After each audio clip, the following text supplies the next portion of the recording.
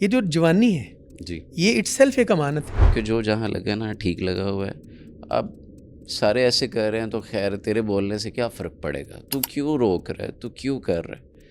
تو یہ امانت میں خیانت ہے. ہمارا ایک تعلق کاروباری طبقے کے ساتھ بھی ہے تو وہ کہتے ہیں جی جھوٹ کے بغیر کاروبار ہی نہیں چلتا. جی بالکل. یہ تو ہماری سوچ بنی ہوئی ہے نا. ایک بندہ کسی کے ساتھ 8 گھنٹے ڈیوٹی کا معاہدہ کر کے طے کر کے اس سے ماہانہ بنیادوں پر اجرت لیتا ہے اور وہ صبح آنے میں دیر کر دی جانے میں جلدی کی, تو یہ بھی خیانت ہے.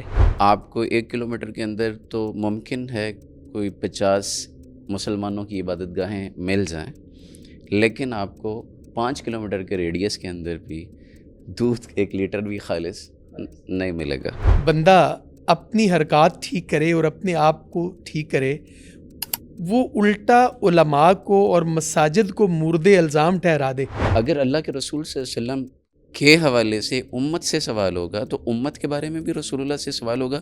یہ آخرت کے تصور کے حوالے سے یہ ڈائمینشن کیسے فٹ ہوتی ہے. باپ گھر میں ہے, دروازے پہ کوئی آیا, ماں کہتی اسے کہہ دو کہ ابا جان باپ خود کہہ رہا ہوتا ہے کہ بابو گھر کہہ دو. اب بچہ کیا سوچے گا؟ ہم میں سے ہر بندہ یہ چاہتا ہے کہ وہ زندگی فرعون والی گزارے اور انجام موسیٰ والا ہو. یہ کیسے ممکن ہے؟ یہ تو گیو اینڈ ٹیک ہے.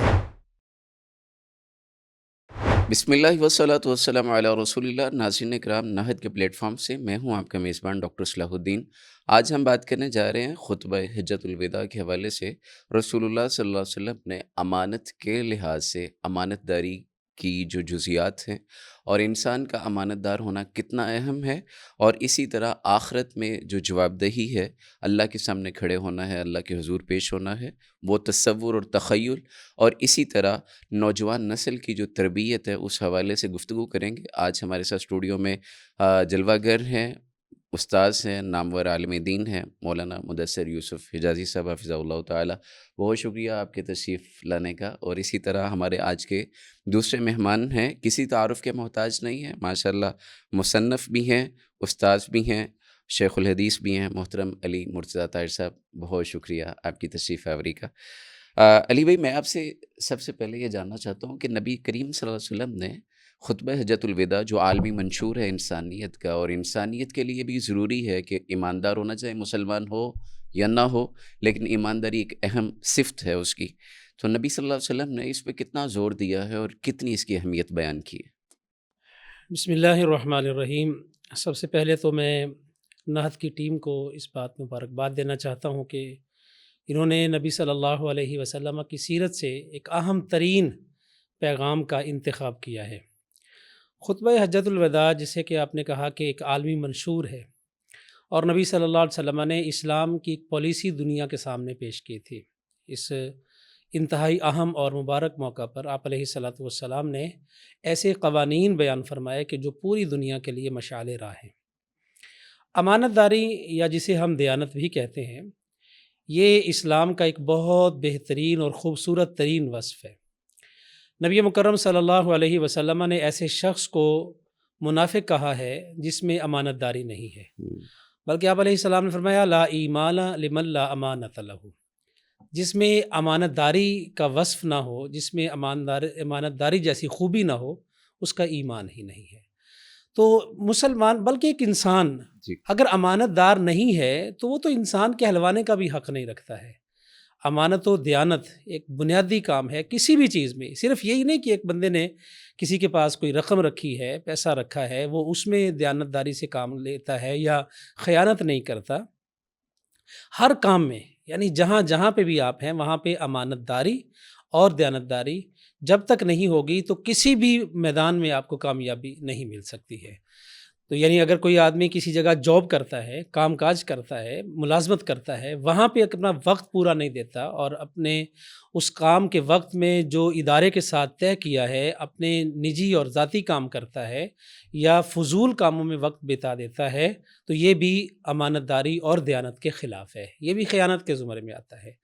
تو اس لیے نبی صلی اللہ علیہ وسلم, آپ کا جو وصف, جو آپ علیہ الصلاۃ والسلام کی خوبی بہت بڑی آپ کے بعثت سے پہلے اور اعلان نبوت سے پہلے لوگوں میں معروف تھی, وہ الامین ہونا تھا. نبی علیہ الصلاۃ والسلام کو لوگ امین اور امانت دار کہا کرتے تھے. یعنی یہ انسان کا ایک کردار ہے. نبی کریم صلی اللہ علیہ وسلم نے جو نبوت کے پیغامات تھے، اللہ تعالیٰ کی طرف سے جو رسالت دی گئی تھی، اس کے آغاز سے پہلے، وہ پیغام ملنے سے پہلے بھی آپ علیہ الصلاۃ والسلام میں فطرتاً امانت داری موجود تھی. یعنی یہ انسان کی فطرت ہے، امانت دار ہونا اور خیانت سے پاک ہونا، دیانت دار ہونا، اپنی ذمہ داریوں کو ادا کرنے والا ہونا، یہ انسان کی فطرت ہے. اور جو انسان اس چیز سے خالی ہوتا ہے، امانت داری اور دیانت سے خالی ہوتا ہے، اس کا مطلب ہے کہ وہ صحیح معنوں میں انسان بھی نہیں ہے، کیونکہ انسان کے اندر تو فطرتاً اللہ تعالیٰ نے یہ چیزیں رکھ دی ہیں. بالکل صحیح. تو نبی صلی اللہ علیہ وسلم کی زندگی، آپ علیہ السلام کے پیغامات، آپ علیہ السلام کی اپنی سیرت طیبہ اور نبی علیہ الصلاۃ والسلام کی اخلاقی خوبیاں ہمیں ہر موقع پر یہی درس دیتی ہیں کہ انسان امانت داری کے بغیر، معاشرہ ویسے بھی بے راہ روی کا شکار ہو جاتا ہے اور فساد اور بگاڑ کا سبب بنتی ہے جہاں پر خیانت ہوتی ہے. اور خیانت پھر کئی معاملات میں، ایک تو یہ لین دین کے معاملات ہیں، دوسرے اخلاق و کردار کے معاملات ہیں، اور پھر جیسے ایک خائنۃ الاعین بھی کہا گیا ہے نا حدیث میں، تو یعنی وہاں پہ بھی دیانت داری کا تقاضا یہ ہے کہ نوجوان میں ایسی خوبیاں ہونی چاہیے جیسی اللہ تعالیٰ کو پسند ہے. قل للمؤمنین یغضوا من ابصارہم ویحفظوا فروجہم. تو اپنی نظر کو صحیح استعمال کرنا اور اسے بد نظری سے محفوظ رکھنا، یہ بھی امانت ہے، کیونکہ رسول اللہ صلی اللہ علیہ وسلم نے ایسی آنکھ سے پناہ مانگی ہے جس میں خیانت پائی جاتی ہو. تو امانت داری اور دیانت یہ نبی صلی اللہ علیہ وسلم کا زندگی بھر کا اور آپ علیہ الصلاۃ والسلام کی سیرت طیبہ کا ایک انتہائی اہم ٹاپک ہے اور بہت بڑا درس اور نصیحت ہے جو امت محمد کے لوگوں کو دیا گیا ہے. بہت شکریہ آپ کا. حجازی صاحب، علی بھائی نے بات کی ہے کہ معاشرے کا بگاڑ آ جاتا ہے معاشرے کے اندر، اور اسی طرح جس میں نہ ہو وہ انسان بھی مکمل انسان کہلانے کا حقدار نہیں ہے. نسل نو جو ہے وہ امانت اس بات کو سمجھتی ہے کہ میں آپ کو کوئی چیز دوں اور میں آپ سے کہوں یہ امانت ہے، میں آپ سے کوئی بات کہوں اور آپ سے کہوں میری یہ بات امانت ہے، تو اس حوالے سے انسان کانشیس ہوتا ہے کہ یار یہ امانت ہے. لیکن یہ امانت کا تصور کچھ روشنی شیخ صاحب نے ڈالی ہے، میں چاہتا ہوں کچھ آپ اس پہ بات کیجیے، اور تربیت ہمیں کیسے کرنی ہے اس پہ ذرا گفتگو فرمائیں. بہت شکریہ ڈاکٹر صاحب. اور خاص طور پر جیسے کہ آپ نے انٹرویو میں کہا کہ جو خطبہ حجۃ الوداع ہے یہ انسانی حقوق کا عالمی منشور ہے. جی بالکل. اور جب پھر اس میں خاص طور پر جو آپ نے اسپیسیفائی کر دیا ہے امانت کو اور پھر نوجوانوں کو، یہ جو جوانی ہے جی یہ اٹ سیلف ایک امانت ہے. اور اللہ کے نبی صلی اللہ علیہ وسلم نے فرمایا کہ اس کے متعلق پوچھا جائے گا، جوانی کے متعلق بھی پوچھا جائے گا کہ جو تمہاری جوانی تھی یہ کہاں لگا کر آئے ہو. اب اللہ تعالیٰ کی امانت ہے. جب بندہ کوئی دنیا سے رخصت ہوتا ہے تو ہم اس وقت تو کہتے ہیں جی اللہ کی امانت تھا، اللہ لے گیا. بالکل. اب بندے کو ذاتی زندگی میں جب میں زندگی گزار رہا ہوں تو اس زندگی کو مجھے سمجھنا چاہیے کہ اللہ سبحانہ وتعالیٰ کی امانت ہے. تو اسلام نے وہ جو SOPs بتائے ہیں، اور خاص طور پر جو خطبہ حجۃ الوداع کے موقع پر بیان ہوئے ہیں کہ اللہ کے نبی صلی اللہ علیہ وسلم نے فرمایا کہ فَإِنَّ دِمَاءَكُمْ وَأَمْوَالَكُمْ وَأَعْرَاضَكُمْ عَلَيْكُمْ حَرَامٌ كَحُرْمَةِ يَوْمِكُمْ هَذَا. اب اس جوانی کے اندر رہتے ہوئے، جوانی کے زور میں بہت ساری چیزیں آتی ہیں، لیکن جب ایک نوجوان کو یہ احساس ہوگا کہ میری جوانی میری امانت ہے، جیسے شیخ صاحب نے حدیث کا ریفرنس دیا کہ آنکھوں کی خیانت کا تذکرہ ہے، اسی طرح کانوں کی بھی خیانت ہے کہ ایک بندہ کانوں سے وہ سننا چاہیے جو اللہ نے حلال قرار دیا ہے، آنکھوں سے وہ سننا چاہیے جو اللہ نے حلال قرار دیا ہے. اب اگر میں کانوں سے وہ سنتا ہوں جو حلال نہیں ہے تو میں کانوں کی خیانت کر رہا ہوں. زبان کو، یہ اللہ کی نعمت ہے زبان، اگر میں زبان سے سچ نہیں بولتا ہوں تو میں زبان کے معاملے میں خیانت کر رہا ہوں. لیکن یہاں پہ میں آپ کو تھوڑا سا انٹرپٹ کر رہا ہوں، اس کی معذرت ہے، لیکن جوانی دیوانی ہے، جوانی پھر نہیں آنی، اور اس طرح کے سلوگنس ہیں ہمارے اندر اور معاشرے میں. اور دوسرا میرا جسم میری مرضی کا بھی ایک سلوگن ہے. ہاں جی. تو پھر آپ تو کہہ رہے ہیں کہ نہیں یہ ساری چیزیں اسلام جائز قرار نہیں دے رہا ہے، تو پھر چلنا کیسے ہے؟ سبحان اللہ، کیا خوبصورت آپ نے بات کی ہے. اور نوجوان نسل کو یہ جو نعرے ہیں یہ اپنی طرف بالکل اٹریکٹ تو کرتے ہیں، لیکن اس کے بالکل پیرلر جو شریعت نے نوجوان کو بتایا ہے، یعنی ایسا نہیں ہے کہ اسلام نے نوجوان کو کچھ نہیں بتایا، کہ وہ نوجوان، اس کے بارے میں اللہ کے نبی نے فرمایا کہ رجل شاب نشأ فی عبادت اللہ، وہ نوجوان جس نے اپنی جوانی اللہ کی عبادت میں گزار دی، یعنی اس نے اس جوانی کی امانت کی حفاظت کی، اس کا بدلہ کیا ہے؟ قیامت والے دن جب اللہ کے عرش کے سوا کوئی سایہ نہیں ہوگا، اس کو اللہ کے عرش کا سایہ دیا جائے گا۔ یعنی یہ کہنا بذات خود تو ایک بڑا خوبصورت نعرہ ہے کہ میری جوانی میرا جسم میری مرضی، جیسے کہ آپ نے کہا یہ ہمیں سو کالڈ ویسٹ سے یہ چیزیں آئی ہیں، بٹ ایک مسلمان جو نوجوان ہے اس کو یہ سمجھنا چاہیے فکری اور شعوری طور پر کہ مطلب جو میری سویلائزیشن ہے، میں مسلمان ہوں، مطلب میں کوئی مادر پدر آزاد نہیں ہوں۔ مطلب حضرت اقبال نے کیا کہا تھا کہ اپنی ملت پر قیاس اقوام مغرب سے نہ کر، خاص ہے ترکیب میں قوم رسول ہاشمی۔ مطلب میں رسول اللہ صلی اللہ علیہ وسلم کا غلام ہوں، اور آپ نے بتایا کہ وہ نوجوان جو اپنی جوانی کی حفاظت کرے اور جوانی اللہ کی عبادت میں گزار دے۔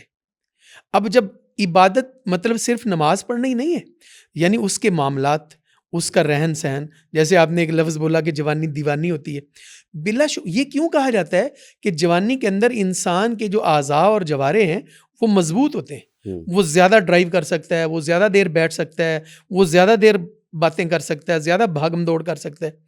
تو جب بندہ بوڑھا ہوتا ہے تو اس کی ایک تو وہ والی طاقت نہیں رہتی اس میں، تو پھر وہ کہتا ہے اچھا یار اب میں کیوں کروں، کمپرومائزڈ ہو جاتا ہے۔ تو اب اصل اجر بھی اسی بات کا ہے کہ جب آپ کر سکتے ہیں، یعنی آپ میں کر سکنے کی صلاحیت ہے، بچنے کی صلاحیت ہے، کچھ کر سکنے کی صلاحیت ہے، آپ اس وقت کریں۔ یعنی جب آپ مار سکتے ہیں تو آپ روک لیں۔ یعنی اب وہ جس طرح آپ نے کہا کہ جوانی دیوانی ہے، تو انسان نوجوان اس جوانی کے آگے یہ بند باندھے کہ یہ تو میرے پاس اللہ کی امانت ہے، میری جوانی ایسے نہیں ہے کہ میں اس کو فضول چیزوں میں گزار دوں، بلکہ میرے لیے تو رسول اللہ صلی اللہ علیہ وسلم نے یہ بشارت دی ہے کہ وہ نوجوان جو اپنی جوانی اللہ کی عبادت میں گزار دے گا، قیامت والے دن اس کو اللہ کے عرش کا سایہ ملے گا۔ تو اس کو اسلامی ایس او پیز جو ہیں ان کو فالو کرنا چاہیے۔ جب وہ اسلامی ایس او پیز فالو کرے گا، پھر وہ یہ کبھی نہیں کہے گا کہ جوانی دیوانی ہوتی ہے، میرا جسم میری مرضی، بلکہ وہ یہ کہے گا نہیں، اللہ تعالیٰ میرا خالق ہے، میں اللہ کی مخلوق ہوں، لہٰذا میں اللہ کے حکم کا پابند ہوں۔ صحیح، بہت بہت شکریہ آپ کا۔ نبی کریم صلی اللہ علیہ وسلم نے شیخ صاحب حجۃ الوداع کے موقع پہ دین کی کاملیت کا، اکملیت کا اعلان فرمایا تھا، اور آیات بھی نازل ہوئیں، صحابہ میں خوشی کا ایک وہ عنصر بھی پایا گیا جو احادیث میں بھی آتا ہے، اور اس میں ایک خاص موقع پہ نبی صلی اللہ علیہ وسلم نے یہ بات ارشاد فرمائی تھی کہ میری باتیں پہنچاؤ۔ اب یہ باتیں جو پہنچانا ہے یہ امانت ہے، اور اس امانت کو ادا کس نے کرنا ہے اور کس حد تک کر سکتا ہے؟ ہر کوئی بندہ اس کیلیپر کا ہے یا نہیں ہے؟ نبی صلی اللہ علیہ وسلم نے خطبہ حجۃ الوداع میں جو یہ بات ارشاد فرمائی تھی، تو آپ نے فرمایا تھا لِيُبَلِّغِ الشَّاهِدُ الْغَائِبُ، جو لوگ یہاں موجود ہیں وہ ان لوگوں تک بات پہنچا دیں جو یہاں نہیں آ سکے۔ تو اس لحاظ سے امت کا ہر فرد جو اپنے آپ کو مسلمان کہتا ہے اور جو امت محمدیہ میں شامل ہے، وہ ہر شخص ہی اس چیز کا مکلف ہے کہ وہ دین کی کوئی بھی بات، خیر کی کوئی بھی بات ہو تو وہ آگے پہنچا دے۔ ضروری نہیں ہے کہ جو کچھ سال مدرسے میں پڑھا یا جسے باضابطہ عالم کہا جاتا ہے انہی کی ذمہ داری ہے۔ ہر مسلمان خیر کی دعوت دینے، امر بالمعروف اور نہی عن المنکر میں مکلف ہے۔ ہاں یہ ہے کہ علماء کی ذمہ داری بڑھ جاتی ہے۔ نبی صلی اللہ علیہ وسلم نے فرمایا بلغوا عنی ولو آیا، ایک بات بھی تمہارے پاس میری طرف سے آ گئی ہے تو وہ آگے پہنچا دو۔ اب یہ پہنچانے کی سب سے بڑی ذمہ داری، جیسے رسول اللہ صلی اللہ علیہ وسلم نے فرمایا العلماء ورثۃ الانبیاء، انبیاء علیہ السلام کا مشن، ان کا کام آگے بڑھانا، لوگوں کو دعوت دینا، اور انبیاء علیہ السلام کے پیغام کو دنیا میں عام کرنا، یہ بنیادی طور پہ علماء کا کام ہے، ان کی ذمہ داری زیادہ ہے۔ لیکن کوئی بھی مسلمان اس چیز سے اعلان برات نہیں کر سکتا کہ میری تو ذمہ داری ہے ہی نہیں۔ وہ یہ نہیں کہہ سکتا کہ بھئی یہ علماء کا کام ہے۔ ہر مسلمان، نماز کی دعوت ہے نا، نماز کی دعوت تو کوئی بھی مسلمان کسی کو بھی دے سکتا ہے۔ حرام کاری سے، حرام خوری سے بچنے کی دعوت کوئی بھی مسلمان دے سکتا ہے، اور اسی طرح سے جتنی بھی معاشرتی برائیاں ہیں ان سے کوئی بھی مسلمان ڈرا سکتا ہے اور اسے غلط اور صحیح کی پہچان کروا سکتا ہے۔ ہر مسلمان کی ذمہ داری بنیادی طور پر یہ ہے۔ لیکن یہاں پہ میں آپ کو انٹرپٹ کر کے میں چاہتا ہوں اس کا ساتھ ہی جواب دے دیجیے گا کہ اعتدال کی اقراء ہمارے جو عقل مند باشعور لوگ ہیں ان کی طرف سے ہمیں دی جاتی ہے کہ جو جہاں لگا نا ٹھیک لگا ہوا ہے. اب سارے ایسے کر رہے ہیں تو خیر تیرے بولنے سے کیا فرق پڑے گا، تو کیوں روک رہا ہے، تو کیوں کر رہا ہے؟ تو یہ امانت میں خیانت ہے. یہ اصل میں یہ کام تو بڑی خرابیوں کی جڑ ہے. ہم کہتے ہیں کہ بھئی جو جہاں لگا ہے ٹھیک لگا ہے. بھئی ایک بندہ شراب پی رہا ہے، کیا وہ ٹھیک کر رہا ہے؟ ایک بندہ سود کھا رہا ہے، رشوت لے رہا ہے، کیا وہ ٹھیک کر رہا ہے؟ یعنی اگر ہم ہر برائی کو یہ کہہ کے چھوڑ دیں یا اپنے آپ کو بری سمجھ لیں کہ جی بھئی جو جہاں لگا ہے وہ ٹھیک لگا ہے، اس طرح سے تو معاشرہ بگاڑ کی طرف ہی جائے گا. اصلاح تو پھر ممکن ہی نہیں ہوگی نا. تو اللہ سبحانہ و تعالیٰ نے یہ کام جیسے پہلے انبیاء علیہم الصلاۃ والسلام کے ذمہ لگایا تھا، اب بالخصوص اس امت کے علماء اور پوری امت بالعموم اس کام کی ذمہ دار ہے. نبی صلی اللہ علیہ وسلم نے ایک بہت ہی خوبصورت مثال دی. آپ علیہ الصلاۃ والسلام نے فرمایا کہ جو لوگ اللہ کی حدود کو قائم کرنے والے، اللہ کی حدود کی پابندی کرنے والے، اور جو لوگ اللہ کی حدوں کو پامال کرنے والے ہیں، ان کی مثال آپ علیہ الصلاۃ والسلام نے دی کہ جیسے ایک کشتی ہو اور وہ 2 منزلہ ہے. کچھ لوگوں کو قرآن دادی میں نیچے والا حصہ ملا، کچھ کو اوپر والا ملا ہے. اب جو لوگ نیچے ہیں انہیں جب بھی پانی کی ضرورت پیش آتی تو وہ اوپر جاتے، اوپر سے کوئی بھی رسی یا ڈول وغیرہ پھینک کے سمندر سے پانی لیتے ہیں. اب وہ آپس میں بیٹھ کے سوچتے ہیں کہ ہم بار بار اوپر جاتے ہیں، ہماری وجہ سے انہیں دقت ہوتی ہے، تو کیوں نہ ہم نیچے سے سوراخ کر لیں اور اپنی ضرورت کے مطابق یہاں سے پانی لے لیں. تو نبی صلی اللہ علیہ وسلم نے فرمایا کہ اگر اوپر والے ان کے ہاتھ روک لیں، انہیں اس کام سے منع کر دیں، وہ بھی بچ جائیں گے اور یہ بھی بچ جائیں گے. لیکن اگر وہ جیسے ہماری پالیسی ہے جو ہم سوچتے ہیں، ہم کہتے ہیں کہ جہاں کوئی لگا ہے ٹھیک لگا ہے، اگر وہ بھی یہ کریں کہ بھئی وہ تو اپنے حصے میں سوراخ کر رہے ہیں نا، وہ اپنا کوئی تختہ وغیرہ نیچے سے اتاریں گے، ہمیں کیا، ہم تو اوپر بیٹھے ہیں. تو نبی صلی اللہ علیہ وسلم فرمایا سارے ڈوب جائیں گے. اسی طرح سے ہے کہ جب ہم معاشرے سے برائیاں ختم کرنے کے لیے کوشش نہیں کریں گے اور ہم لوگوں کو دیکھ کر برائیاں دیکھ کے بھی لوگوں کی اصلاح کرنے کی کوشش نہیں کریں گے، اصلاح کا مطلب یہ بھی نہیں ہوتا کہ ہم نے جا کے ان کو ہاتھوں سے پکڑ کے سائڈ پہ ہی کرنا ہے. زبان کے ساتھ اچھے انداز سے اپنا بندہ تعلق استعمال کر کے، جو ذاتی مراسم ہوتے ہیں وہ استعمال کر کے ہم اچھے انداز سے بھی لوگوں کو برائیوں سے بچا سکتے ہیں. اور پھر یہ بھی ہے کہ برائیاں کرنے والے ہیں کون؟ ہمارے معاشرے کے ہی افراد ہیں نا. یعنی اس معاشرے میں جو بھی کوئی گناہ یا جرائم ہو رہے ہیں وہ کون کرنے والے ہیں؟ وہ ہم ہی افراد ہیں. کوئی ہمارا بھائی ہے، بیٹا ہے، اور کوئی ہمارا دوست ہے، کوئی کزن ہے، کوئی تعلق والا ہے، کوئی دوست ہے. یہی لوگ ہیں نا، انہی لوگوں سے ہی معاشرہ بنا ہے. تو ہم خود ہی اس بگاڑ کی وجہ ہے. تو ہم جس طرح سے بہت بڑے بڑے کام اپنے دنیاوی معاملات میں کر لیتے ہیں، تو کیا دین اور خیر کے معاملات میں ہم اپنے دوستوں کو گائیڈ نہیں کر سکتے؟ کیا انہیں ہم قائل نہیں کر سکتے کہ بھئی یہ کام غلط ہے، یہ طریقہ ٹھیک نہیں ہے؟ اور اگر بندہ کوشش کرے تو بسا اوقات بڑے بڑے مجرم جو ہیں وہ بھی دین کی طرف اور خیر کی طرف آ جاتے ہیں، قرآن و حدیث کی طرف آ جاتے ہیں. یعنی اگر کوئی نماز نہیں پڑھتا، بسا اوقات کسی کی بار بار کی دعوت اور اسے کہتے رہنا وہ اس کے لیے ہدایت کا باعث بن جاتا ہے. تو ہماری ذمہ داری ہے کہ ہم جہاں کوئی برائی دیکھیں وہاں پہ روکنے کی کوشش کریں، انہیں اپنے زبان سے روکیں. اگر کہیں طاقت ہے تو ہاتھ سے روکیں، اگر نہیں ہے تو کم از کم برائی کو برائی تو سمجھے نا. یہ نہ کہے کہ بھئی جہاں کوئی لگا ہے، اس کا مطلب ہے کہ ہم بھی اس برائی کو پسند کر رہے ہیں اور ہم اسے تبدیل کرنا بھی نہیں چاہتے. تو اس طرح کی جو کمزوریاں ہیں انہی کے پیش نظر رسول اللہ صلی اللہ علیہ وسلم نے پوری امت کو یہ درس دیا، لِيُبَلِّغِ الشَّاهِدُ الْغَائِبُ. اور امانت داری کا تقاضا ہی یہ ہے کہ جو بات آپ کے پاس قرآن و سنت کی، شریعت کی اور علم کی ہے وہ آگے لوگوں تک ٹرانسفر کریں. بالکل صحیح، بہت شکریہ آپ کا. آپ نے نوجوانوں کے حوالے سے بات کی تھی، میں نے ایک چیز مشاہدہ کی ہے حجازی صاحب. مشاہدہ یہ ہے کہ بچے جب جوان ہوتے ہیں والدین کو رزق کما کے دیتے ہیں، تو اگر ان میں برائیاں بھی ہوں تو والدین کمپرومائز کر جاتے ہیں، پھر کہتے ہیں، یہ بھی کہتے ہیں کہ یار اس کو بڑا کہا ہے، بڑا سمجھایا ہے، اب کیا کریں، اس کی وجہ سے سرکٹ چل رہا ہے، معاملات چل رہے ہیں.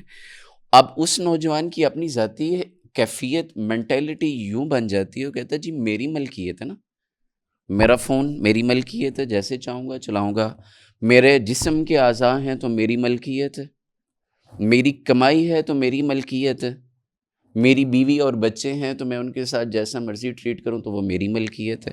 اب یہ ملکیت کے اندر امانت کا جو تصور دیا گیا ہے، اس حوالے سے اسلام نے کتنا کو گائیڈ کیا ہے؟ ماشاء اللہ اگین بڑا شاندار سوال ہے، اور خاص طور پر نوجوانوں کے حوالے سے. دیکھیں ہر چیز کی ایک لمٹ ہے. اللہ سبحانہ و تعالیٰ نے خرچ کرنا ہے تو اس کی ایک لمٹ بیان کی ہے کہ تم کتنا خرچ کرو گے. ٹھیک ہے. ٹھیک ہے. ضرورت سے اس کو جو ضرورت سے زیادہ خرچ کرے گا اس کو اسراف کر دیا، اسراف کہا. اور جو اسراف خرچ کرنے والے ہیں ان کو شیطان کا بھائی قرار دیا. یعنی جو فضول خرچی کرے گا، جو اسراف کرے گا، اس کو شیطان کا بھائی قرار دیا. اور جو کم خرچ کرتا ہے اسے بخیل کہتے ہیں. اسے بخیل کہا. اب یعنی شریعت نے ان ساری چیزوں کو بیلنس کیا ہوا ہے. ٹھیک ہے. اب یہ کہنا کہ بھئی میرا جیسے کہ آپ نے ایک بڑا شاندار بات کی ہے کہ اللہ تعالیٰ نے مرد کو حاکم بنایا ہے، الرجال قوامون علی النساء. اب وہ مرد اتنا بھی شتر بے مہار نہیں کہ اس کا جو جی چاہے کرے، جیسے جی چاہے کرے، نہیں. اس کو بھی شریعت کی حدود کا پابند رہنے کا بولا گیا ہے.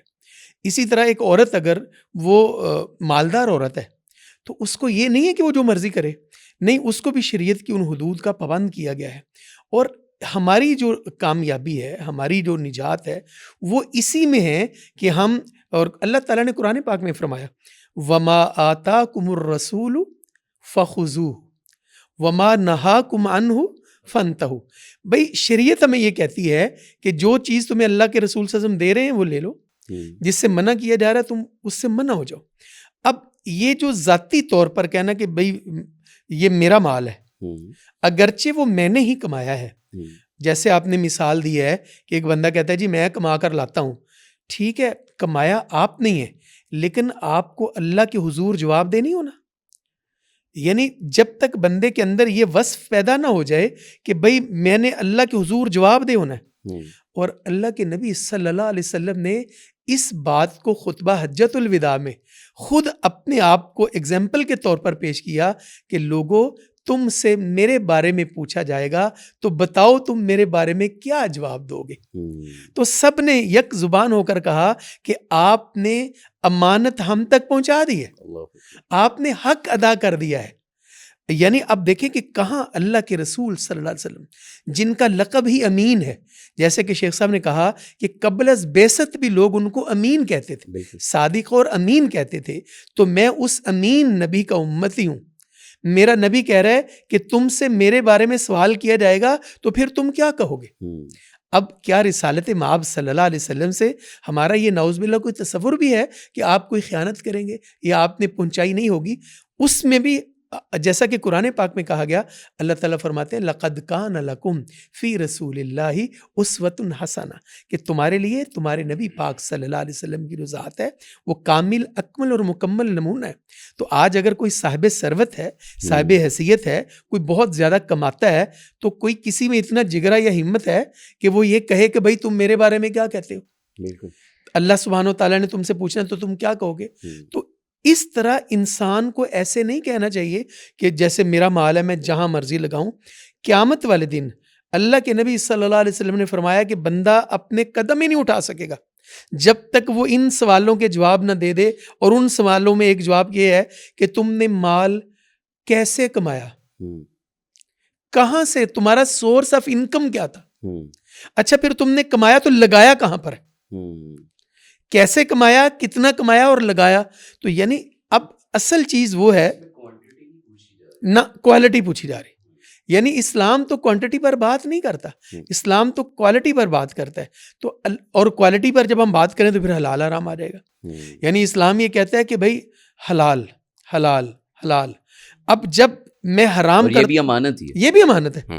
یعنی رزق حلال جو ہے اگر اس میں امیزش کر دوں حرام کی تو گویا میں نے امانت میں خیانت کر دی. اور اگر اس کو ہم تھوڑا سا براڈ سینیریو میں دیکھیں تو جس بندے کے اندر لقمہ حرام ہوتا ہے اس کی تو دعا ہی قبول نہیں ہوتی، اس کی تو عبادت ہی قبول نہیں ہوتی. بلکہ حدیث کے الفاظ کیا ہے کہ ایک بندہ، اس کے بال پراگندہ ہیں، ہاں جی، اور وہ بیت اللہ میں کھڑا ہے اور وہ اللہ سبحانہ وتعالیٰ کو پکار رہا ہے. تو اس کو کہا گیا کہ بھائی دیکھو تمہارا کھانا حرام کا، تمہارا پینا حرام کا، تمہارا لباس حرام کا، اب تمہاری دعا کیسے قبول ہوگی؟ یعنی اگر ان چیزوں کو جو اصل لفظ جو ٹاپک ہے ہمارا کہ ایک نوجوان نسل کو یہ سمجھنا چاہیے کہ وہ ہر مسئلے کے اندر وہ امین ہے، وہ مال کمانے میں بھی امین ہے، خرچ کرنے میں بھی امین ہے. جس طرح شیخ صاحب نے کہا کہ اگر کوئی بندہ 8 گھنٹے ڈیوٹی کرتا ہے، اب وہ 8 گھنٹے امانت داری سے ڈیوٹی کرے، نہ کہ اس کے اندر وہ کوئی اور کام کرے، اس کا مطلب ہے کہ اس نے بھی خیانت کر دی. بالکل صحیح. بہت بہت شکریہ آپ کا، آپ نے بڑی عمدہ انداز میں بات کی ہے. شیخ صاحب ماشاء اللہ آپ کا تو تعلق دونوں فیلڈ سے ہے، بزنس بھی ماشاء اللہ آپ اچھا کر رہے ہیں. اخلاقیات امانت داری کے حوالے سے کیا ہونی چاہیے؟ دیکھیں جی، دین 3 چیزوں کا مجموعہ ہے، اور تینوں چیزیں رسول اللہ صلی اللہ علیہ وسلم نے اپنے خطبہ حجۃ الوداع میں بیان فرمائی ہیں. جیسے کہ مختلف روایات میں آپ صلی اللہ علیہ وسلم کے مختلف الفاظ ذکر ہوئے ہیں کہ آپ نے خطبہ حجۃ الوداع میں یہ پیغام دیا. تو دین میں سب سے بڑی اور پہلی بنیادی چیز ہے عقائد. ٹھیک. دوسرے نمبر پہ جو چیز آتی ہے وہ ہے عبادات، اور تیسری چیز ہے معاملات. اب ہم نماز، روزہ، زکوٰۃ، حج یا اس طرح کے کاموں کو دین سمجھتے ہیں، لیکن میں نے کاروبار کیسے کرنا ہے، میں نے لوگوں کے ساتھ معاملات کیسے کرنے ہیں، میرا اپنوں کے ساتھ، غیروں کے ساتھ، رشتہ داروں کے ساتھ، غیر رشتہ داروں کے ساتھ سلوک، رویہ اور تعلق کیسا ہونا چاہیے، اسے ہم نے کبھی دین سمجھا ہی نہیں ہے. یعنی ہمارے معاملات میں انسان کی پیدائش سے لے کے وفات کے بعد تک یہ ساری چیزیں شامل ہیں. ٹھیک ہے. تو اسلام نے، شریعت نے ہماری ہر جگہ پہ رہنمائی کر دی ہے. تو اخلاقیات میں معاملات، اصل میں اخلاق کو بھی اگر ہم دیکھیں تو صرف شائستہ کلامی یا اچھی گفتگو کر لینا اخلاق نہیں ہے. یعنی ایک آدمی کاروبار میں کھوٹ کر رہا ہے، فریب کر رہا ہے، دھوکہ دہی سے کام لیتا ہے، کم آپتا اور تولتا ہے، تو اس کا بھی اخلاق برا ہے، وہ اچھے اخلاق کا حامل نہیں ہے، وہ پریکٹیکلی برا ہے. جی بالکل. تو اخلاق جو ہے نا، آپ کے تمام معاملات ہیں کہ آپ نے رسول اللہ صلی اللہ علیہ وسلم کے متعلق جو اللہ تعالیٰ نے قرآن کریم میں فرمایا، وَإِنَّكَ لَعَلَىٰ خُلُقٍ عَظِيمٍ، آپ علیہ السلام کو زندگی کے ہر میدان میں ہم دیکھتے ہیں تو آپ بے مثال نظر آتے ہیں. نبی صلی اللہ علیہ وسلم نے کاروبار کیا، تجارت کی، آپ علیہ السلام نے اپنے تعلق داروں کے ساتھ، رشتہ داروں کے ساتھ حسن سلوک کیا، یہ اخلاق ہے. نبی صلی اللہ علیہ وسلم نے جو صحابہ کرام کی تربیت فرمائی، یہ سارا اخلاق ہے، معاملات ہے. تو معاملات میں ہمیں دین کیا سکھاتا ہے، ہم نے یہ کبھی جاننے کی کوشش اللہ ماشاء اللہ، اللہ تعالیٰ نے لوگوں کو بہت کو توفیق بھی دی ہے جو ان چیزوں کا بہت خیال رکھتے ہیں. لیکن مجموعی طور پہ اگر ہم دیکھتے ہیں نا اپنے معاشرے کو، تو یہاں پہ وہ کہتے ہیں جی کاروبار میں، جیسے آپ نے کہا ہمارا ایک تعلق کاروباری طبقے کے ساتھ بھی ہے، تو وہ کہتے ہیں جی جھوٹ کے بغیر کاروبار ہی نہیں چلتا. یہ تو ہماری سوچ بنی ہوئی ہے نا. ہم سمجھتے ہیں کہ جب تک جھوٹ نہیں بولو گے تو کاروبار نہیں چلے گا. تو کتنی فضول بات ہے. جھوٹ بھی اور دھوکہ بھی دونوں. ہاں، دھوکہ بھی عام ہے، اور پھر ماپ تول میں کمی اور چیزوں میں ملاوٹ، یہ ساری چیزیں عام ہوتی ہیں. ویسے ساری چیزیں امانت اور دیانت کی اقسام میں. امانت اور دیانت مطلب ایک آدمی خالص چیز کی رقم لے کے ناخالص چیز دیتا ہے، ملاوٹ والی چیز دیتا ہے، تو اس کا مطلب ہے کہ وہ خیانت کر رہا ہے، وہ خیانت سے کام لے رہا ہے. ایک بندہ کسی کے ساتھ 8 گھنٹے ڈیوٹی کا معاہدہ کر کے، طے کر کے، اس سے ماہانہ بنیادوں پر اجرت لیتا ہے، اور وہ صبح آنے میں دیر کر دی، جانے میں جلدی کی، تو یہ بھی خیانت ہے. لیکن اس چیز کو ہم نے کبھی حلال اور حرام کے تناظر میں دیکھا ہی نہیں ہے. یعنی ہم اس چیز کو سمجھتے نہیں، یہ تو کوئی معمولی سی بات ہے نا، عام بات ہو گئی ہمارے ہاں کہ یہ چیز تو بھائی اس سے کیا ہوتا ہے، اپنا استحقاق سمجھتے ہیں، ہم جی سمجھتے ہیں ایسے. اور بڑا بلکہ بندہ اپنے آپ کو عقل مند سمجھتا ہے کہ بھائی میں اتنے سال ہو گئے یہ کام کر رہا ہوں، کسی کو پتہ نہیں چلا.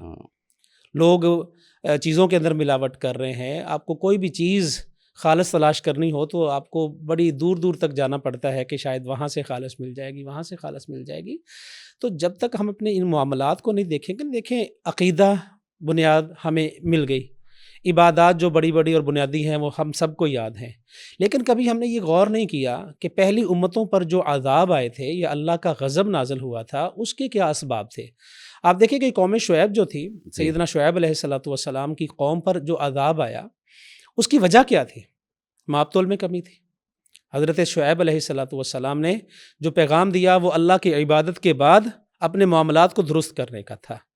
تو ہم نے وہاں پہ یعنی جو جرائم پہلی امتوں میں کسی میں 1 تھے، کسی میں 2 تھی، آج وہ ہمارے سارے معاشرے میں موجود ہے. اور پھر یہ جو بحرانوں کی کیفیت بن جاتی ہے اور قحط سالی ہوتی ہے یا بارشیں نہیں ہوتی ہیں تو بے وقت ہوتی ہیں اور نقصان کا باعث بنتی ہیں، تو یہ چیزیں بھی کیوں ہیں؟ سنن ابن ماجہ میں ایک حدیث آتی ہے، اللہ کے رسول صلی اللہ علیہ وسلم نے فرمایا کہ جب لوگ اس امت کے لوگ ماپ تول میں کمی کریں گے تو اللہ تعالیٰ قحط مسلط کر دے گا۔ تو یعنی قحط یہی نہیں ہوتا کہ بارشیں ہونا، جیسے ہمارے ہاں بارشیں بے وقت ہوتی ہیں، یعنی سیزن میں نہیں ہوتی، جہاں موقع نہیں ہوتا عموماً وہاں نہیں ہوتی، اور پھر وقت گزرنے کے بعد جا کے ہوتی ہیں، نقصان ہوتا ہے۔ اب دیکھیے یہ چند دن پہلے جو ایک آندھی آئی تھی، اس سے کتنا پھل ضائع ہوا، لوگوں کا پھل، یہ آم کی فصل تیار، اور دیگر اوپر کے علاقوں میں یہ آڑو کی اس طرح کی جو فصلیں ہیں وہ تیار ہو رہی ہیں۔ تو اتنی شدید آندھی جس سے بہت نقصان ہوا، لیکن ہم اس کے عوامل پر اور اسباب پر غور نہیں کرتے ہیں، یعنی وجوہات کیا ہے ہم سمجھتے، یعنی ایک وقت آیا پریشانی تھوڑی سی آئی، ہم سب کی مجموعی طور پہ بددیانتی کا نتیجہ، ہر بندہ اس کام پہ لگا ہوا ہے، کوشش اس کی یہی ہوتی ہے کہ کسی نہ کسی طرف سے مجھے فائدہ ہو جائے، مفادات کے اوپر جنگ چل رہی ہے، ہر بندہ اپنا فائدہ سوچتا ہے۔ اور میں بلکہ یہاں پہ ایک اور بات عرض کروں کہ جیسے عبادات میں بنیاد ہے حدیث انما الاعمال بالنیات، جی یہ بنیاد ہے، جب تک اس حدیث پر عمل نہیں ہوگا انسان کی کوئی نیکی اللہ کے ہاں مقبول نہیں ہوتی، جب تک اس کی نیت خالص نہیں ہے، اللہ کی رضا مقصود نہیں ہے۔ اسی طرح سے عبادات میں جو حدیث ہمیں بنیاد کے طور پر دی گئی ہے وہ ہے الدین النصیحہ، دین خیر خواہی کا نام ہے۔ ایک مزدور ہے، ایک مالک ہے کام کروانے والا، دونوں ایک دوسرے کے خیر خواہ ہوں، وہ اس کا حق نہ رکھے اور وہ کام میں کوتاہی، امانتداری سے، دیانت سے کام۔ بالکل صحیح، بہت شکریہ آپ کا۔ آپ نے نبی صلی اللہ علیہ وسلم کے آخرت کے جواب دہ ہونے کے حوالے سے بھی ایک بات کہی تھی، اور شیخ صاحب نے بھی بڑی اچھی باتیں کی ہیں، جس میں آخرت کا بھی بڑا تصور ہے، اخلاقیات کی بھی بڑی باتیں ہیں۔ عمومی طور پہ ایک سلوگن آپ نے بھی پڑھا ہوگا، دیکھا ہوگا، کہا یہ جاتا ہے کہ بھائی جان آپ کو 1 کلومیٹر کے اندر تو ممکن ہے کوئی 50 مسلمانوں کی عبادت گاہیں مل جائیں، لیکن آپ کو 5 کلومیٹر کے ریڈیس کے اندر بھی دودھ 1 لیٹر بھی خالص نہیں ملے گا۔ لیکن میں یہاں پوچھنا یہ چاہ رہا تھا کہ جب دکان کے اوپر لکھا ہوا حاجی صاحب ہیں، مسجدیں نمازیوں سے جتنا بھی دیندار طبقہ ہے بھری ہوئی ہیں، تو یہ دین اور یہ دینداری، یہ اگر ملاوٹ سے، لوگوں کے حق کھانے سے، امانت میں کوتاہی کرنے سے نہیں روک رہا، تو نمازیں پڑھتے رہنا چاہیے، دینداری اختیار رکھنی چاہیے، یا اس سے بھی سٹیپ بیک کر جانا چاہیے؟ کیونکہ وہ طبقہ تو یہی باور کراتا ہے نا، پھر مسجدوں بنانے کا کیا فائدہ ہے، تو پیچھے ہٹ جاؤ نا اس سے بھی۔ تو آپ کیا کہیں گے؟ دیکھیں بڑی شاندار بات آپ نے کی ہے کہ جب یہاں انگریز رول کر رہا تھا تو کچھ پے در پے چور پکڑے گئے، ان چوروں نے داڑیاں رکھی ہوئی تھیں، تو ایک بات معروف ہو گئی کہ مولویوں نے چوری شروع کر دی۔ تو جب اس کو انویسٹیگیٹ کیا گیا تو یہ پتہ چلا کہ مولویوں نے چوری نہیں شروع کر دی بلکہ چوروں نے داڑیاں رکھ لی۔ صحیح ہے۔ اب بجائے اس کے کہ بندہ اپنی حرکات ٹھیک کرے اور اپنے آپ کو ٹھیک کرے، وہ الٹا علماء کو اور مساجد کو مورد الزام ٹھہرا دے۔ اب دیکھیں مثلا میں یہ سمجھتا ہوں اس معاشرے کے اندر رہتے ہوئے کہ ایک مسجد کے ساتھ میرا اتنا ہی تعلق ہے، یعنی اللہ تعالیٰ نے قرآن پاک میں فرمایا نا ان الصلاۃ تنہا عن الفحشاء والمنکر، نماز اٹ سیلف روکتی ہے بندے کو بے حیائی اور برائی سے۔ اب مسئلہ یہ ہے کہ ہم وہ نماز ہی نہیں پڑھتے، یعنی اگین وہی والی بات ہے کہ جو آپ نے بات کر دی کہ مثال تو سوسائٹی میں بن جاتی ہے کہ 1 کلومیٹر میں اتنی مسجدیں مل جائیں گی، خالص چیز نہیں ملے گی۔ اب وہ جو مسجد میں جانے والا نمازی ہے وہ اس عبادت کے اندر جو چیز ہے اس سے غافل ہے، وہ نماز ایک روٹین کی نماز پڑھ رہا ہے، اس کو یہ پتہ نہیں ہے کہ میں نماز میں کیا اللہ تعالیٰ سے بات کر رہا ہوں۔ صحیح ہے، یعنی اگین وہی والی بات ہے، امانت نہیں ہے اسی لیے، یعنی آخرت کی جواب دہی نہیں ہے۔ اب ایک بندہ نماز پڑھنے گیا ہے، اس نے سورۃ الفاتحہ پڑھی ہے اور اس میں اس نے یہ پڑھا ہے مالک یوم الدین، اللہ تعالیٰ روز جزا کا مالک ہے، یعنی اس کو یہ اندازہ ہو کہ آخرت کا مالک اللہ ہے اور مجھے اللہ کے حضور پیش ہونا ہے۔ تو مجھے آپ بتائیں کہ وہ ممکن ہے کہ وہ اس طرح کر لے، ممکن ہے کہ وہ ملاوٹ کر لے، جب اس کے اندر آخرت کی جواب دہی کا تصور ہی نہیں ہے. وہ نماز بس ایک روٹین میں جیسے روبوٹ کام کرتا ہے ویسے وہ کر رہا ہے.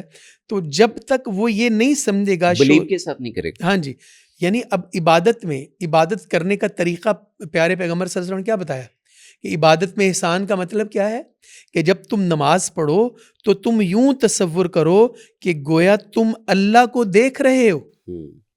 اگر یہ نہیں ہو سکتا تو تم یہ تو کم از کم تصور کرو کہ تمہارا اللہ تمہیں دیکھ رہا ہے. بالکل. اور جب تک یہ تصور اس امت میں تھا اس وقت تک ہم سارے خیر پر تھے. میں بات اب نکلی ہے تو اس میں ایک اسلامی تاریخ کا خوبصورت واقعہ ایڈ کرنا چاہتا ہوں. جی بسم اللہ. یعنی اب دیکھیں کہ سیدنا عمر فاروق رضی اللہ تعالیٰ کا زمانے کا جو واقعہ ہے کہ آپ ایک دفعہ مدینہ کی گلیوں میں گشت کر رہے تھے. آپ نے سنا کہ ایک عورت ایک بچی کو کہہ رہی ہے کہ دودھ میں پانی ملا دو. وہ بچی آگے سے کہتی ہے کہ آپ کو پتا ہے امیر المؤمنین نے دودھ میں پانی ملانے سے منع کیا ہے. بالکل. تو اس کی اماں کہتی کوئی بات نہیں ملا دو، اس وقت کون سے امیر المؤمنین دیکھ رہے ہیں. اب وہ جو بچی آگے سے جواب دیتی ہے وہ کتنا شاندار جواب ہے. وہ کہتی ہے اماں جان اگر امیر المؤمنین نہیں دیکھ رہے تو اللہ تو دیکھ رہا ہے. جس وقت ہمارے اندر یہ تصور اور یہ داعیہ پیدا ہو جائے گا، جگہ جگہ لکھا ہوتا ہے کیمرے کی آنکھ آپ کو دیکھ رہی ہے. ایک مسلمان بندے کا یہ ایمان ہونا چاہیے کہ میرا اللہ مجھے دیکھ رہا ہے. اور پھر ہر نماز میں اس بات کا ذکر کرتا ہوں مالک یوم الدین، وہ اللہ روز جزا کا مالک ہے. تو جب یہ کہنا اور ہے، وہ کہتے ہیں نا کہ بنتے ہو وفادار وفا کر کے دکھاؤ، کہنے کی وفا اور ہے اور کرنے کی وفا اور ہے.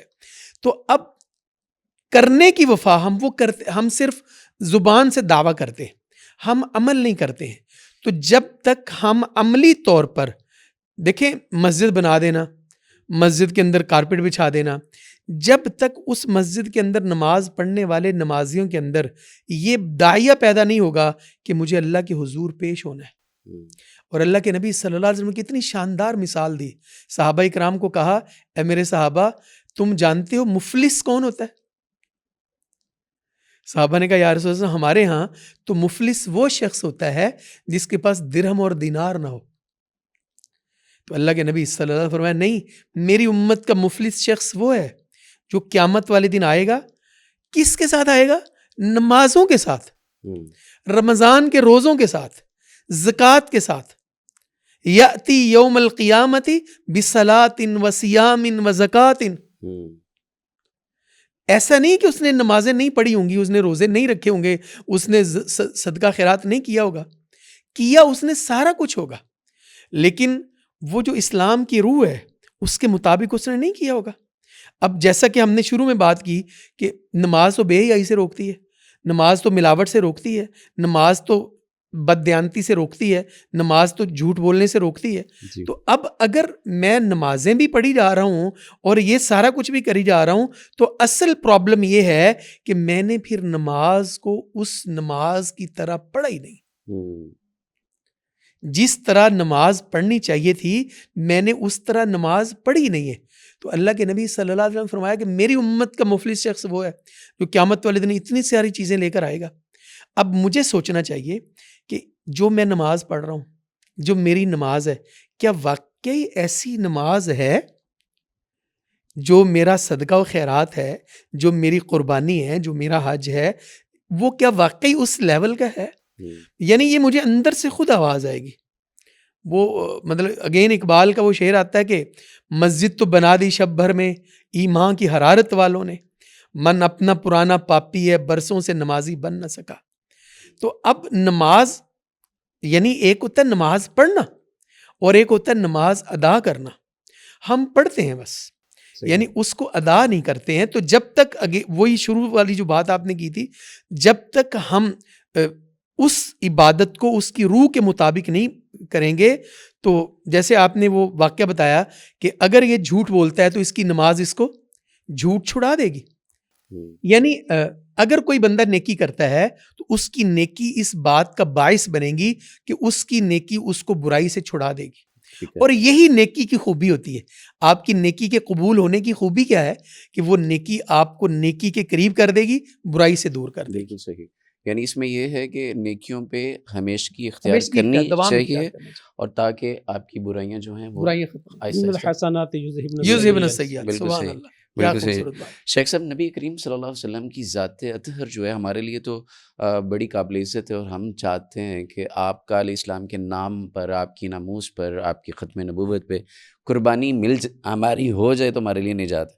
لیکن رسول اللہ صلی اللہ علیہ وسلم کے حوالے سے بدبخت ترین لوگ ایسے بھی تھے جنہوں نے آپ کی زندگی میں ہی آپ پر اعتراضات بھی کیے, اور حتیٰ کہ ہمیں ملتا بھی ہے حدیث کے اندر جو واقعات ملتے ہیں کہ رسول اللہ جب تقسیم کر رہے تھے, ایک آنے والے نے آ کے بھی کہا تھا کہ آپ عدل سے اور انصاف سے کام لیجئے.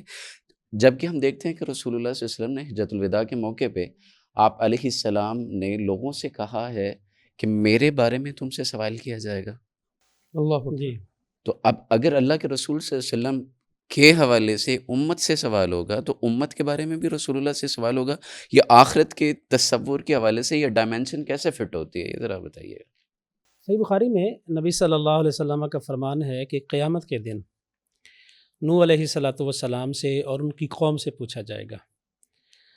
نوح علیہ السلام سے سوال یہ ہوگا کہ آپ نے ان تک پیغام پہنچایا تھا, وہ کہیں گے میں نے پہنچایا تھا.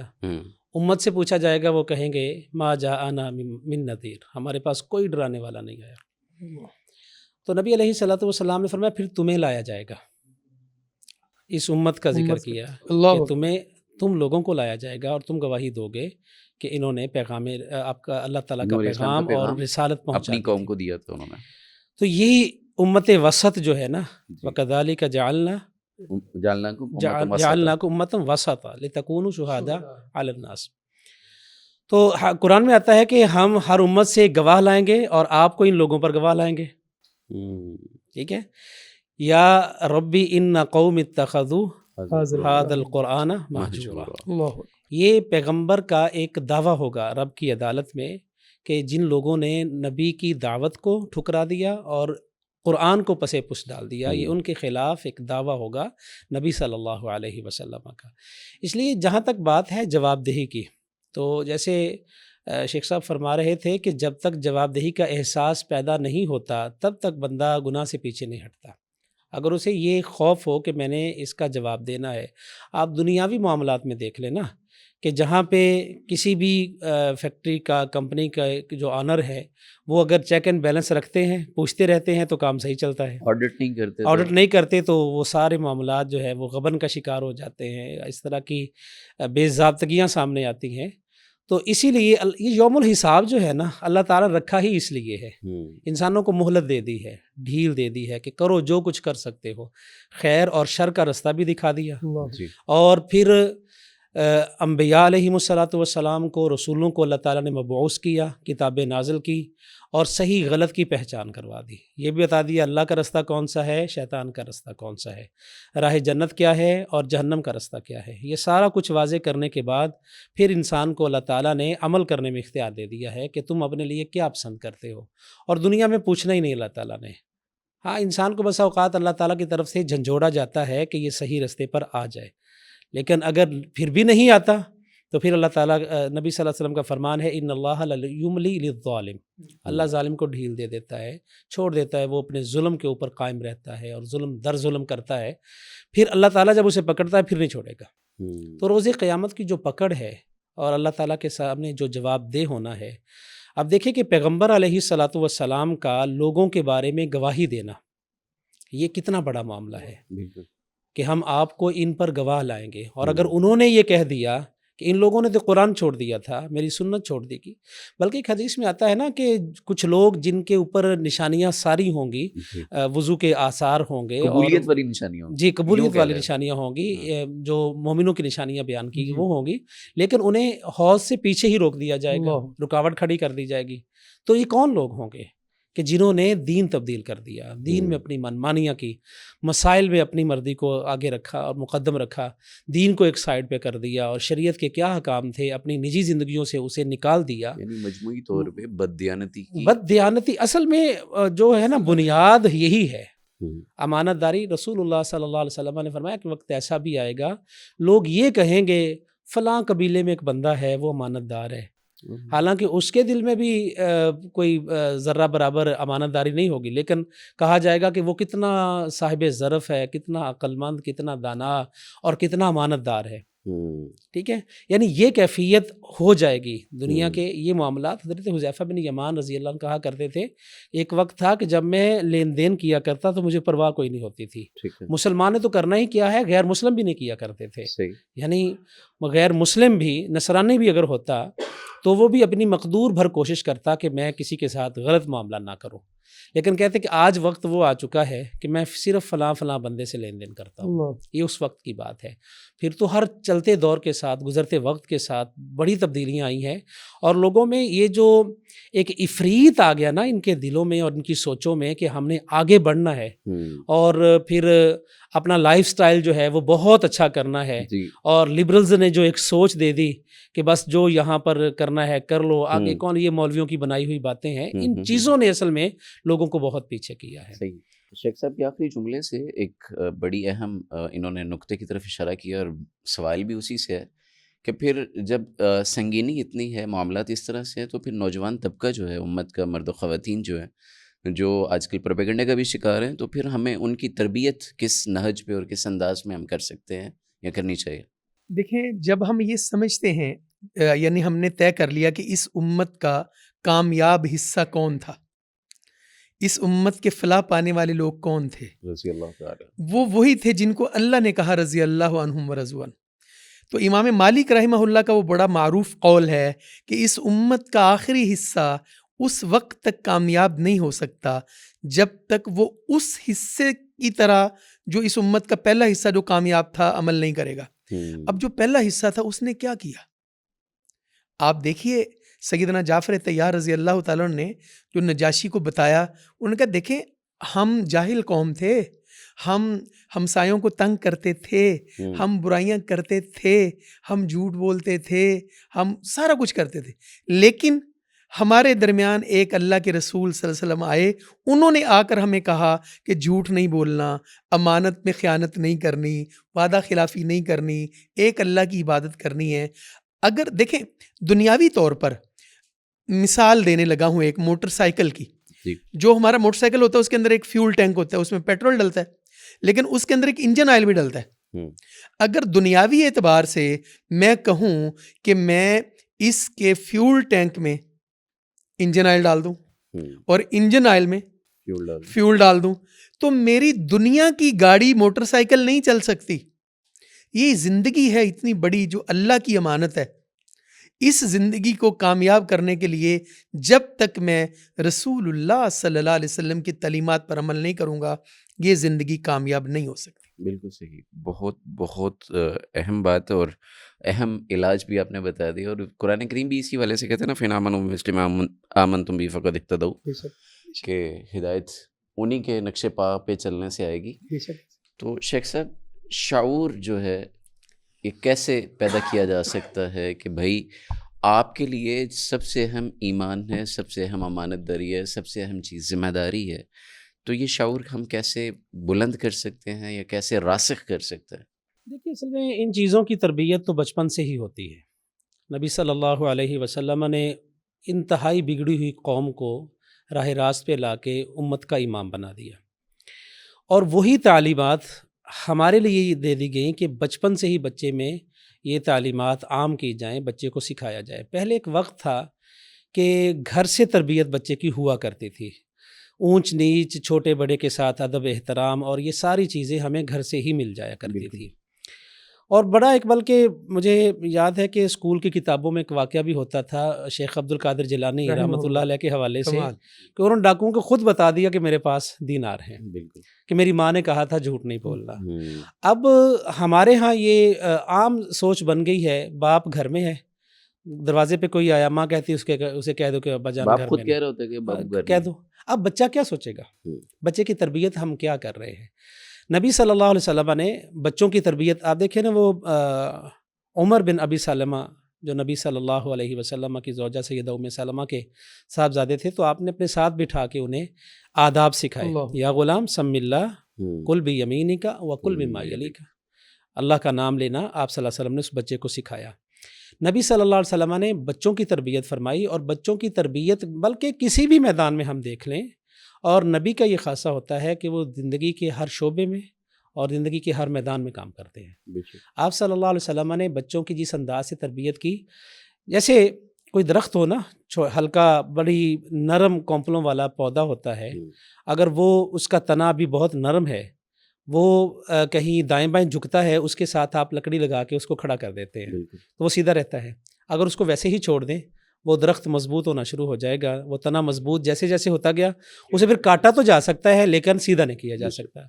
اسی طرح سے بچے کا معاملہ ہے، اسے اونچ نیچ سکھائی جائے، اسے اچھائی اور بھلائی، یہ درس اصل میں والدین سے چلتا ہے. ہوں، تو سب سے پہلے ضروری یہ ہے کہ تربیت اولاد کے لیے ماں کی تربیت کا ہونا ضروری ہے، باپ کی تربیت کا ہونا ضروری ہے. پھر یہی بچے کل کا مستقبل ہیں. یا آج جو نوجوان ہیں یا کہ جو بھی لوگ معاشرے میں بگاڑ اس وقت پیدا کر رہے ہیں، ہوں، یہ کل جو گزرا ہوا کل ہے اس میں یہ بچے تھے. بالکل صحیح ہے. تو کہاں کہاں کمزوریاں رہ گئیں، کہاں کہاں پہ بچوں کی تربیت میں کوتاہی برتی گئی، تو ہم وہاں سے دیکھیں کہ ہم نے اس نہج کے اوپر بچوں کو نہیں لے کے جانا کہ آگے جا کے معاشرہ بگاڑ کا شکار ہو جائے. بالکل صحیح. تو یعنی شعور جو وہ تو اسلام نے دے دیا ہے. بالکل. بچوں کی تربیت کے حوالے سے نبی صلی اللہ علیہ وسلم نے کتنی تعلیمات، قرآن میں اللہ تعالیٰ فرماتے ہیں قوا انفسکم واہلیکم نارا. تو سب سے پہلی تو ذمہ داری انسان کی ہے نا، والرجل راعن فی اہلہ.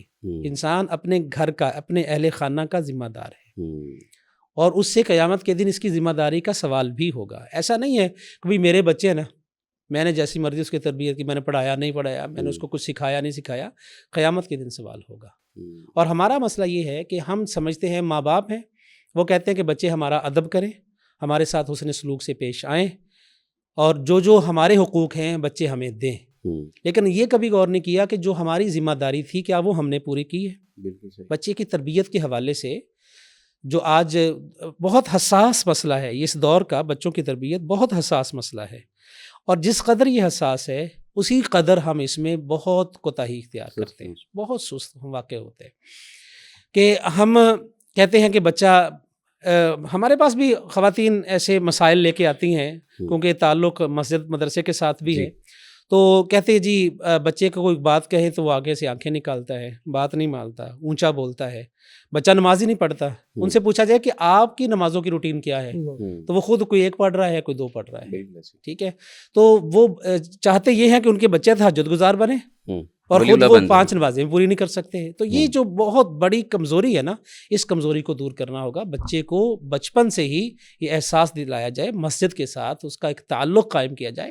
مساجد میں بڑی خیر ہے. لیکن یہ تو تب ہوگا جب اپنی بڑوں کی بھی تربیت، اور میں آپ کی بات سے اس نقطے پہ پہنچ رہا ہوں کہ اور بڑی واضح بات ہے کہ ساری تان آ کے ٹوٹتی ہے نوجوانوں کے اوپر. ساری ذمہ داری کایا پلٹ جو ہونا ہے نوجوانوں سے ہونا ہے، کیونکہ بڑے لوگ تو اپنی زندگی کا حصہ پورا کر چکے ہیں، اور بچوں کی اگر تربیت کرنی ہے تو میرا خیال ہے اس کے لیے والدین کی تربیت، اور والدین ظاہر ہیں نوجوان طبقہ ہے معاشرے کا، سوسائٹی کا، جو اپنی نوجوانی کی عمر میں اس تربیت کے مراحل سے گزرے گا. تو حجازی صاحب آپ کی طرف میں آ رہا ہوں. کردار کشی بہت زیادہ ہے معاشرے کے اندر، بلیم گیم کی جاتی ہے، اور میں ایک جملہ ایڈ کر کے پھر آپ کی طرف ہی آ رہا ہوں، اور شیخ صاحب کی بات کی تائید میں ہی ہے وہ جملہ کہ اگر آپ اپنے بچوں کا بچپن انہیں غیر ذمہ دار بنا کے، سستی کے ساتھ اور اپنی ذمہ داریاں پوری نہ کر کے، انہیں حرام کھلا کے ان کا بچپن خراب کریں گے، تو وہ آپ کا بڑھاپا بیڑا غرق کر دیں گے، خراب کر دیں گے.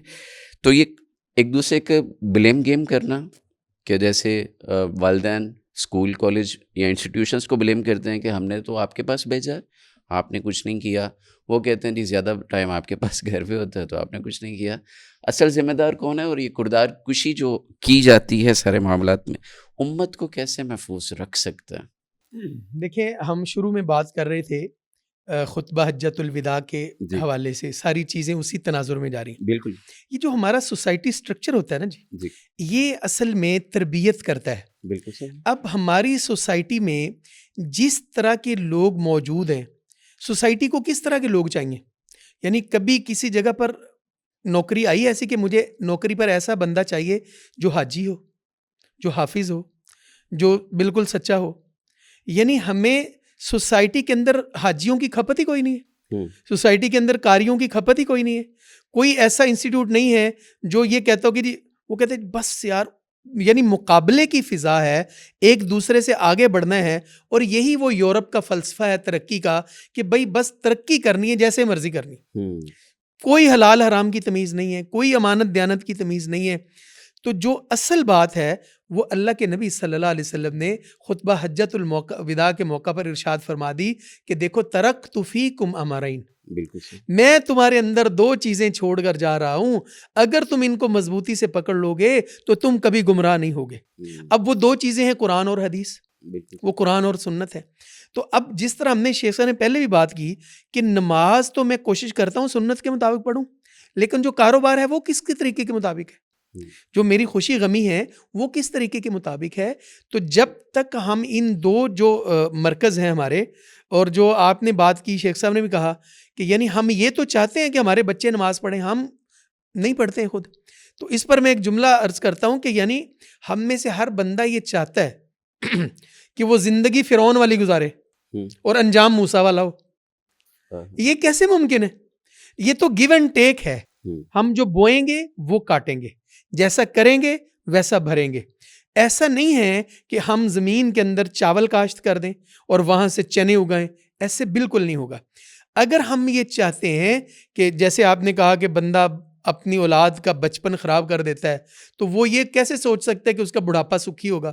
وہ اولاد جس کی اس نے بچپن میں تربیت نہیں کی ہے، وہ بڑے ہو جائیں گے اور ان کی شکایتیں آئیں گی اور پھر وہ ایک دوسرے پر ڈالیں گے. جیسے کہ شیخ صاحب نے ایک حدیث بیان کی کہ کلکم راعن وکلکم مسئول عن رعیتہ، تم میں سے ہر بندہ اپنے اپنے حصے کا جواب دے. ہمیں چاہیے کہ ہم اپنے حصے کا کام کریں، نہ کہ بالکل وہ ایک جگہ پر کسی نے کہا کہ جی فلاں کنویں کے اندر ہر بندہ دودھ کی ایک بالٹی ڈال دے، تو ہر کسی نے یہ سوچ لیا کہ یار انہوں نے بھی دودھ کی ڈالنی، تو چلو میں پانی ڈال دوں گا تو کیا ہو جائے گا. تو یہی سمجھ کر سب نے وہاں پانی ڈال دیا. جب تک ہم اپنے حصے کا کام نہیں کریں گے، وہ کیا کہتے ہیں کہ شکوے ظلمت شب سے تو کہیں بہتر ہے کہ ہم اپنے حصے کی شمع جلائیں، کہ جو میرے حصے کا کام ہے، جو میرے حصے کی دیانت ہے، جو میرے حصے کی امانت ہے، میں اس کو انجام دوں اپنی ڈومین میں رہتے ہوئے، اپنے دائرہ کار میں رہتے ہوئے. جب میں اپنی اصلاح کروں گا اور میرے سامنے جو اصلاح کی گائیڈ لائن ہے وہ قرآن و سنت ہے، میری خوشی، میری غمی، میرا لین دین اگر وہ قرآن و سنت کے مطابق ہوگا تو مسائل ختم ہو جائیں گے. اگر اس کے مطابق نہیں ہوگا، اب دیکھیں میری نماز سنت کے مطابق ہے، تجارت میری اپنی مرضی کے مطابق ہے، اس میں کہتا ہوں چلو جی یہ 19 ہوتی رہتی ہے. یعنی اب وعدہ خلافی، کیا کوئی مسلمان وعدہ خلاف ہو سکتا ہے؟ اب یہ سوچنے والی بات ہے. اللہ کے نبی صلی اللہ علیہ وسلم نے منافق کی 3 معروف نشانیاں بیان کی. اس میں پہلی نشانی کیا ہے کہ جب وعدہ کرے گا تو وعدہ خلافی کرے گا. آپ اس سوسائٹی میں رہتے ہیں، مارکیٹ میں دکانوں سے لین دین ہوتا ہے، تو آپ دیکھ لیں، آپ وعدہ، وہی جی آپ کا وعدہ کہتے ہیں جی کوئی گل نہیں جی، یہ وعدہ کون سا قرآن و حدیث ہوتا ہے. اسی طرح جب بات کرے گا تو جھوٹ بولے گا. جیسے کہ ابھی شیخ صاحب بات کر رہے تھے کہ یعنی بندہ گھر ہوتا ہے تو بچے کو کہتے ہیں کہ ان کو بول دو جا کر تمہارے پاپا گھر میں نہیں. تو یہاں تو پھر وہ کہتے ہیں بچے من کے سچے ہوتے ہیں، وہ بچہ آ کر کہتا ہے انکل میرے پاپا بول رہے ہیں میں گھر پہ نہیں ہوں. یعنی اب بات یہ ہے کہ منافق کی دوسری نشانی کیا ہے کہ جب بات کرتا ہے تو جھوٹ بولتا ہے، بے مقصد جھوٹ بولتا ہے. اچھا اب ہم کیا کرتے ہیں؟ مثال کے طور پر ہم نے کہیں جانا ہوتا ہے. پچھلے دنوں میں ایک بہت اچھے ڈاکٹر ہیں، ان کی میں نے ایک تصویر دیکھی، وہ ایک شادی ہال میں گئے تو وہ اکیلے بیٹھے ہوئے تھے، وہ وقت پر چلے گئے تھے. یعنی اب آپ دیکھ لیں، یعنی لیٹ پہنچنا یہ گویا کہ ہماری کوئی صفت ہے. آپ جتنے بھی ہمارے شادی حالوں کے فنکشنز ہوتے ہیں آپ دیکھ لیں، ان میں آخری 40-45 ان میں وہ ہوتا ہے. تو ایک مسلمان کی جو بنیادی صفت ہے وہ وقت کی پابندی ہے، وہ وعدہ پورا کرنا ہے. اور اللہ نے قرآن پاک میں فرمایا کہ وعدوں کے متعلق تم سے سوال ہوگا. اب یہ جب تک میرے اندر ڈے 1 سے چیزیں نہیں آئیں گی، یعنی مجھے یہ تو بتا دیا گیا ہے کہ اگر پولیو کے قطرے نہیں پیو گے تو تم معذور ہو جاؤ گے. اگر تم فلاں ویکسین نہیں لگاؤ گے تو یہ نقصان ہوگا. مجھے یہ نہیں بتایا گیا کہ جھوٹ کی سنگینی کتنی ہے, بددیانتی کی سنگینی کتنی ہے, اللہ کی نافرمانی کی سنگینی کتنی ہے. گویا اس کو میں بالکل لائٹ لیتا ہوں. یعنی 5 نمازیں میرے اوپر فرض ہیں, میں ان کو لائٹ لیتا ہوں. اور یہی وہ چیز ہے کہ جب ہم نے اپنے بچوں کو قاری صاحب کے پاس بھیجنا ہوتا ہے ٹیوشن کے لیے, تو وہ کہتے ہیں جی بس ٹھیک چھٹی کر لیں گے آج. اور جہاں ہم نے اسکول کی ٹیوشن کے لیے بھیجنا ہے, ہم سب نے ڈنڈا اٹھایا تھا کہ چلو اسکول چلو, ٹیوشن چلو, تم نے جانا ہے. تو ان چیزوں کو ہم نے بے وقت کر دیا. اصل ہماری پرابلم یہ ہے. اور اللہ کے نبی صلی اللہ علیہ وسلم کا ارشاد گرامی ہے, آپ صلی اللہ علیہ وسلم نے فرمایا بدأ الاسلام غریبا وسیعود کما بدأ غریبا. اسلام جب شروع ہوا تو اجنبی تھا, اور ایک وقت آئے گا کہ اسلام اجنبی ہو جائے گا. اور آج دیکھ لیں آپ, ہمیں سب کچھ آتا ہے, ہر چیزیں آتی ہیں, نہیں پتہ تو اسلام کے مبادیات کا نہیں پتہ, وہ اسلام کے SOPs کا نہیں پتہ, وہ اسلام کے حلال و حرام کا نہیں پتہ. تو ایسے عالم میں آج بھی بہت خیر موجود ہے. اللہ کے نبی صلی اللہ علیہ وسلم نے فرمایا کہ فطوبیٰ للغرباء, پھر ان اجنبیوں کو جنہوں نے اسلام کو گلے سے لگایا ان کو مبارک ہو. تو مجھے اپنے بارے میں خود فیصلہ کرنا چاہیے کہ میں کہاں پر کھڑا ہوں, اسلام کے ساتھ کھڑا ہوں کہ نہیں کھڑا ہوں. بہت بہت شکریہ. ناظرین اکرام, نہد کے پلیٹ فارم سے یہ سیر حاصل گفتگو مشائخ کی, علماء کی آپ کے سامنے خطبہ حجۃ الوداع کے تناظر کے اندر اپنا اور آپ کا اور امت کا مستقبل سنوارنے کی کوشش ہے. تھیوریٹیکل مسلم تو ہم بہت ہیں, لیکن پریکٹیکل مسلم بننا ہے. انشاءاللہ آپ سے ملاقات ہوتی ہے اگلی نشست میں نئے مہمانوں کے ساتھ.